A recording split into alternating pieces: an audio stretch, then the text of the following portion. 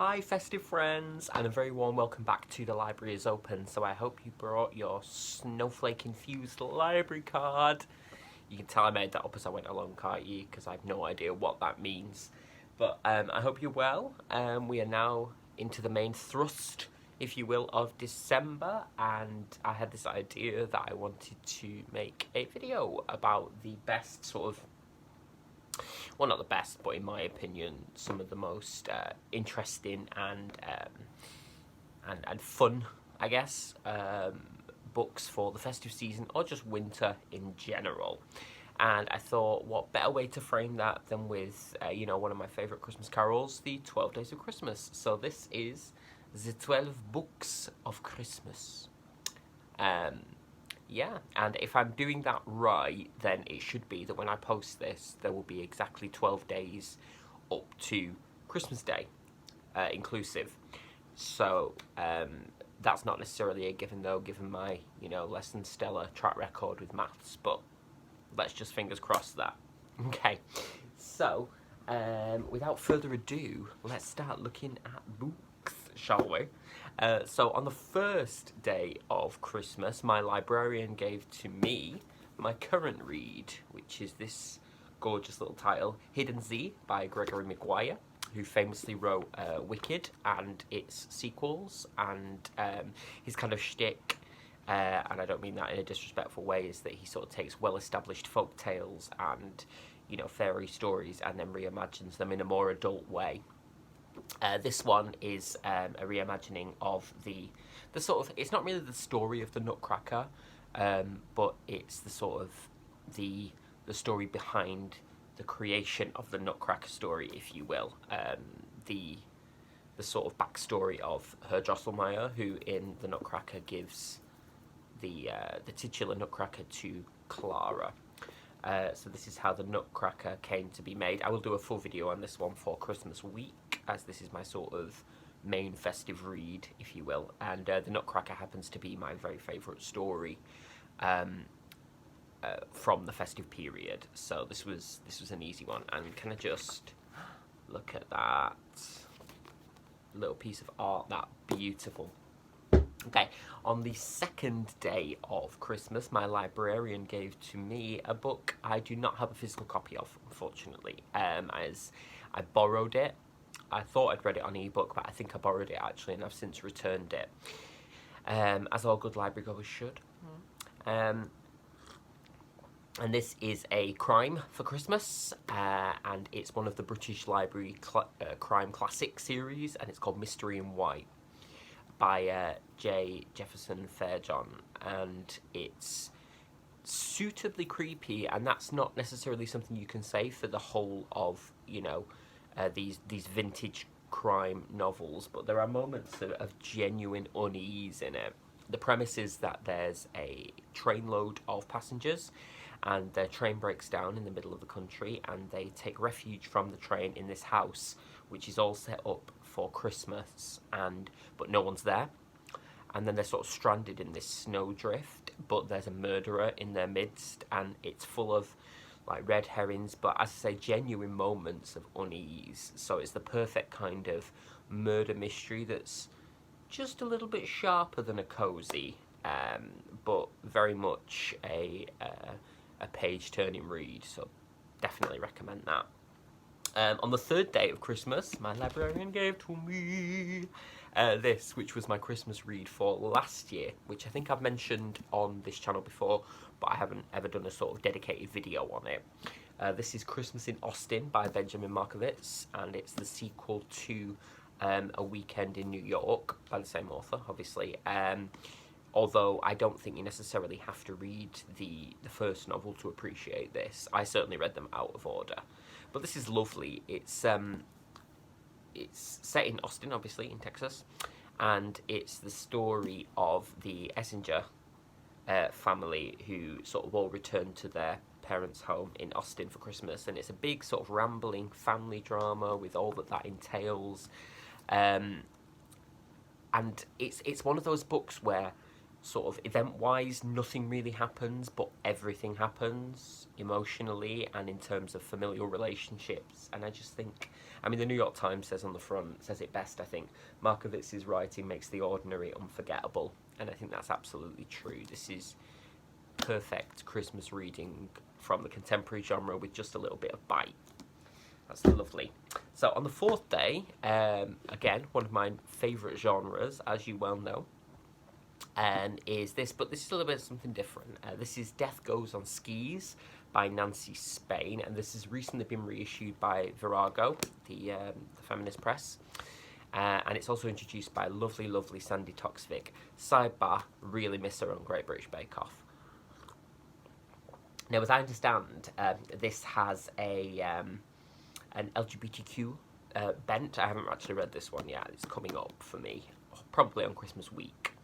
So I'm just going to read you a little bit of the blurb because just to give you a clue as to the plot. I know some people don't like that, but I do. So it says, Miriam Birdseye is daring, brilliant, and a long way from the ivy. As our dashing heroine, a famous review artist, takes to the slopes with a coterie of admirers, champagne flows, and a trail of gossip follows in their wake. Fellow ski resort guests include a Russian ballerina, her husband, a nightclub owner, and the wealthy Flahertys, handsome playboy Barney, his wife Reagan, their two obnoxious children, and the governess.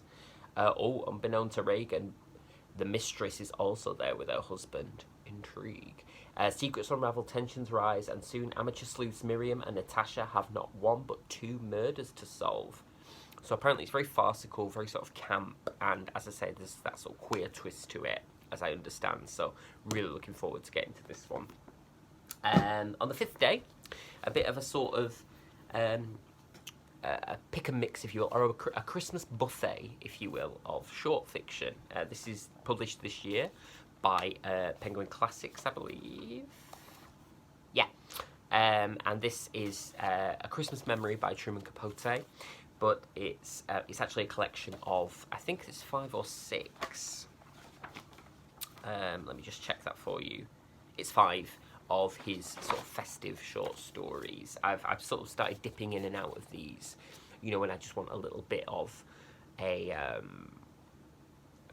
just like a little bit of festivity to break up the day, but without committing to a full-on long book, as it were. And you know, Truman Capote is one of sort of the South's biggest, most prominent writers.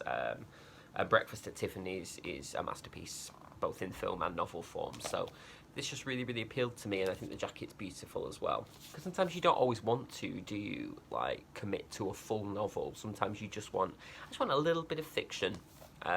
So when the mood takes me, that's what I'm turning to. What are we on now? 6. Oh yeah, bit of something different, because, you know, I am an actor, or at least I started off as an actor, and that's what I teach now. A little bit of a play, I think. This is The Winter's Tale by Shakespeare, and this is the edition, it's a beautiful edition, with Dame Judi Dench on the cover there, from when The Winter's Tale was revived by the Kenneth Branagh Company at the Garrick Theatre in, I think it was 2015. I remember it like it was yesterday. It's depressing. Interestingly about Shakespeare, other than The Winter's Tale and Twelfth Night, as in the title, he never really touches on the Christmas season or anything like that. So this is very much not a story about Christmas or set during Christmas, but rather just in the winter period. And this is the play from which the famous line, "Exit pursued by a bear," comes. And it's a story about obsession and redemption and infidelity, and there's a statue that comes to life, and it's just beautiful, and it's one of my favourite Shakespeare plays, the others of which are King Lear and The Tempest. And I think what makes this suitable as well for the Christmas season is it's very much a storytelling play, in terms of, you know, that sort of gather around the campfire and hear a lovely tale. So I definitely recommend that. And this edition is beautiful, and it features all the like interviews with the creative team about, you know, inspiration, and also some of the music, which is gorgeous. So there we go. Oh, halfway through I forgot to mention as well, I'm drinking I'm drinking today from my Drag Queen Story Hour UK mug, which is gorgeous. It's a wonderful organisation. I'll link them in the description. And I'm actually drinking a mulled cider caffeine. I think it's caffeine-free tea bag from a company I've discovered called Bird and Blend, who do sort of customised, really funky teas. So this is actually, there's no alcohol in this or anything, but it's a gorgeous sort of fruity infusion, and it's proper nice. So I'll link them as well. So that's halfway through, I guess, isn't it? So 7. 7 is another one I don't currently have with me, unfortunately, as I have ordered a new nice edition, but it is, of course, the classic Charles Dickens' A Christmas Carol, which, no spoilers, but I am looking to be doing some work on over the coming year. This is how far ahead we've sort of planned for performances type things, to do a sort of new imagining or adaptation. But, you know, A Christmas Carol is, well, my personal favourite version is The Muppets Christmas Carol, but I realised I've never actually read the book again, which seems to be my theme for this year. Things that I like or I'm interested in, but I've never read the book. And I think it kind of joins that pantheon, doesn't it, of things like that are so iconic that they exist, whether or not you have knowledge of the actual text. But I'm really intrigued by the premise of it. I did some work with my students on it this past term as we sort of moved into the festive period. I like that idea of like ghosts of, you know, memory and so on and so forth. And, you know, Dickens is sort of credited in many ways with inventing Christmas, as it were, as we understand it today, through writing A Christmas Carol. And this kind of relates to what your librarian gives you on the 8th day of Christmas as well, which I also don't have, which is a copy of a book called Mr. Dickens and His Carol, which is a fictionalised account. I have a copy of this on order, and that's supposed to be coming as well from the eBay, which is a sort of fictionalised but based on fact account of Charles Dickens coming to write A Christmas Carol, because his previous novel, I think it was Martin Chuzzlewit, hadn't done very well. And his publishers were like, you got a month to write a book, otherwise we're calling in your debts, basically. So this is about how A Christmas Carol came to be written. So I'm interested in that as well, particularly if I'm going to be doing some work on it. I want some more sort of biographical information about how it came about. So that's 8. I can't remember the author of that off the top of my head, but I will link all the books down below in the description. So 9 is something completely different, and this is a book that I really like. Sorry, I've not done the theme. On the 9th day of Christmas, my librarian gave to me. This one, which is one of Sophie Kinsella's Shopaholic series, and this is Christmas Shopaholic, which is, if you're not sure of the premise, don't watch the film. Or, I mean, do if you want, but it's not as good as the books. It's about our sort of character, Becky Bloomwood. Well, she's called Becky Brandon now, but she was Bloomwood, and she's basically a shopaholic, and it's about her juggling life, love, and liberties. The shop, you see, because she's a shopaholic. And this is a Christmas edition, and the reason I've included this is not just because they're a really nice, easy read, and you know I'm not snobby on this channel as well. This is, I suppose, what some people would call chick lit. Hate that term. There are books, and that's it. You read what you want to read, you read what interests you, you read what gives you pleasure. You know, I have no room for snobbery. I actually read this time last year, before, you know, Miss Rona took the reins. I was with the dads in, they live in Tenerife, so my dads, Paul and Craig, live over there. And when I was coming back to England, I think it was this week actually, when I was coming back to England, I had euros left over that I wanted to spend at the airport, and I'd finished my book, so I bought this from Tenerife Airport, and I read the whole thing on the flight back because it's such an easy, fun read. It's funny, it's sweet, it's about the sort of, you know, pressures of Christmas in the contemporary UK, and sort of balancing that idea of like gifts versus love and so on and so forth. So I think, you know, and that's really a gorgeous sentiment. So there we go. And it has a memory attached. So next up we have, oh yes, another little dip-in collection for the 10th day of Christmas, which is this lovely lovely little book called The Penguin Book of Christmas Stories, and it's subtitled From Hans Christian Andersen to Angela Carter. So this is basically just short fiction of various lengths. You know, some much shorter than others, and it contains stories from all around the world by people like Chekhov, Angela Carter, as I've mentioned, Tove Jansson, who famously created the Moomins. Who else have we got in here? Laurie Lee, Frank O'Connor, Langston Hughes. You know, so it's pretty eclectic. Dostoevsky. So again, this is going to be another one of those that I sort of merge in with the Capote short story reading and just dip into. Smells amazing as well. You can also get a beautiful hardback edition of this. It's from Penguin, I believe, and that's gorgeous as well. But I was thinking, don't splurge, it's nearly Christmas, and I just finished my Christmas shopping when I got it, so I was like, I want it, but let's get the paperback. So finally, for the 11th day of, well, finally for the next two, I have the first of a series that's translated from the French. I think I've mentioned these on here before in a haul, but this is The Mirror Visitor Book 1, A Winter's Promise by Christelle Dabos, and it's translated from the French. So I'm hoping that this is, because it's called The Winter's Promise, I'm kind of hoping this fits in. I do really want to get around to reading this series. I think the third one's just been published by Europa, maybe. It's big chunkster though. And I'm just going to read you a little bit about what this series is about. So this is, it says, lose yourself in the fantastic world of arcs and in a company of unforgettable characters in this French runaway hit. A mix of awkward misfit and misunderstood genius, Ophelia cares little about appearances or other people's opinions of her. She has two special gifts, a talent for reading the pasts of objects and the ability to travel through mirrors. Her peaceful existence on Anima is interrupted when she is promised in marriage to the taciturn Thorn, a member of a powerful clan from a cold and distant arc. Now, as I understand it, arcs are like the sort of worlds or cities where people live and they move about and you can travel between them and so on and so forth.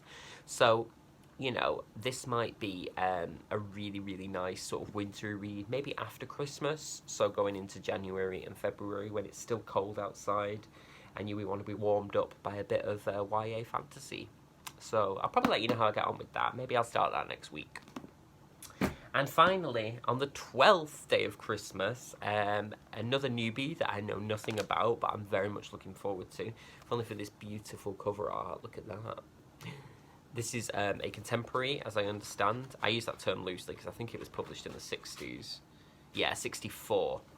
And this is called The Snowball by Brigid Brophy. And I'll just read you a little bit of what this is about. It says, London, New Year's Eve. Snow shimmers on a Georgian mansion, vibrating with the festivities of a flamboyant masquerade. I love a masquerade ball. Anna stands alone, mourning her youth, until the clock chimes midnight and a mysterious masked figure emerges. So begins a heady dance of seduction, charged by a swirl of clandestine romances, whipping the costume ball into a frenzy of operatic performance, until the night climaxes, revealing darkness beneath the glitter. That's really interesting. Apparently it's satirical and includes subversive sexual politics. Well, you know. So for those of you who want a little bit of bite with your beauty for the Christmas season, this might be absolutely perfect. That cover alone, I mean, look at that colour scheme. That's like my good friend Miasma on a book, isn't it? You know? So there we have it, my darlings. I'm just going to count now because I'm paranoid that I've not mentioned them all. 1, 2, 3, 4, 5, 6, 7, 8, 9, 10, 11, 12. Oh yeah, I have mentioned them all. So that's your 12 days of Christmas books, if you will. I know they're not all Christmas, but you get the idea. So I hope you found something in there to pique your interest. Let me know, sound off in the comments below. What do you like to read for the festive season? I'm really aware as well that a lot of these were sort of Christmas related, which is, I did want to cover, or I do in the future want to cover more books that deal with Hanukkah, solstice, Kwanzaa and other festivals around this time of year. So that is research I am going to do. And hopefully I'll make this an annual video. But yeah, what are you reading for the festive season? What are you cozying up with? Are your reads Christmas themed? Is that a thing you like? Or, you know, if not, What do you like? What do you like, France? So, as I say, everything's linked down below. That's it for this special episode. You will also get a normal episode this week as well, just a couple of days later, because I wanted to launch this on the Monday for the 12 days. So, I hope you're keeping well. Put that festive library card somewhere safe, and let's hope it doesn't melt in your pocket, otherwise you'll get a right damp patch and it'll be horrible. But I hope you're keeping safe. Do like and do subscribe if you haven't already, or do neither. Just be here and be my friend. So take care of yourselves. Much love. Mwah.